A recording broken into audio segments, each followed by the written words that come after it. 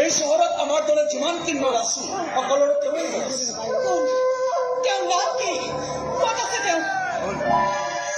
সৌৱা আহিছে চোৱা।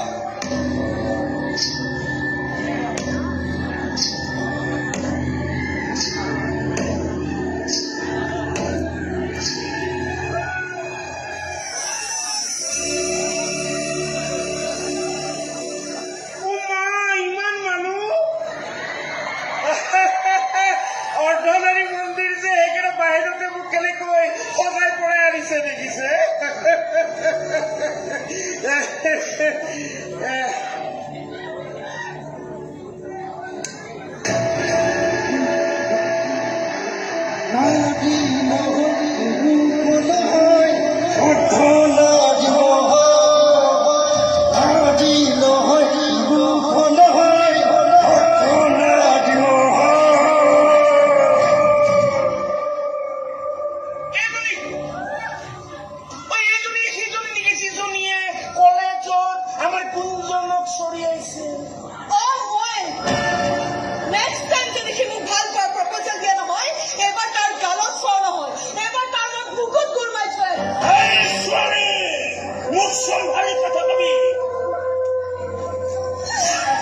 এইখন দেখিছ একেটাৰে প্ৰত্যেকদিন নিৰ্নলি চিনি যাব।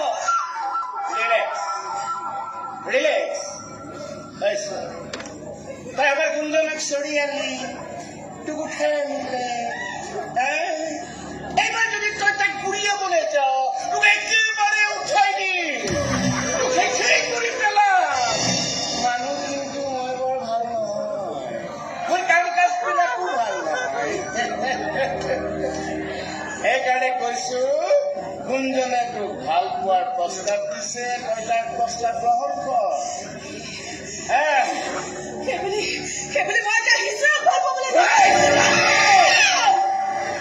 আমাৰ গুঞ্জন হিজড়া নহয়তো, আমাৰ গুঞ্জন হিজড়া নহয়তো। কথা বতৰা খোজ কাটল লেডিজৰ দৰে হলেই সকলো পুৰুষ কিন্নৰ নহয়তো। যেনেকে আমাৰ গুঞ্জন নহয়। গুঞ্জন গুঞ্জন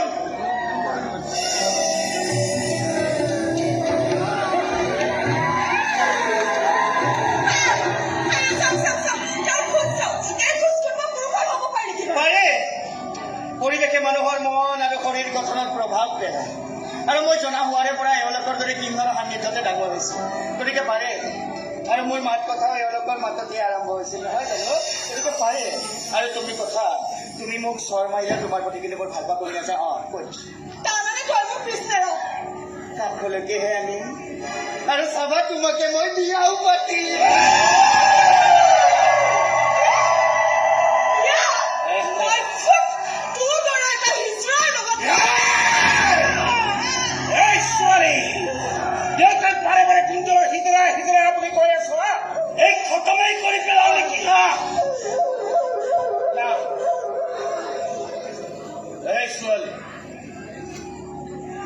আমাৰ গুঞ্জনে তোক ভাল পাইছে, তই তাৰ ভাল পোৱা তহঁতৰ সাহস দেখিছো কম নহয়।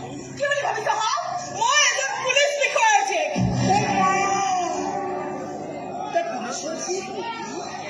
পুলিচৰ জীয়েক? কি নাম? তোৰ পুলিচ বাপেৰৰ নামটো কি?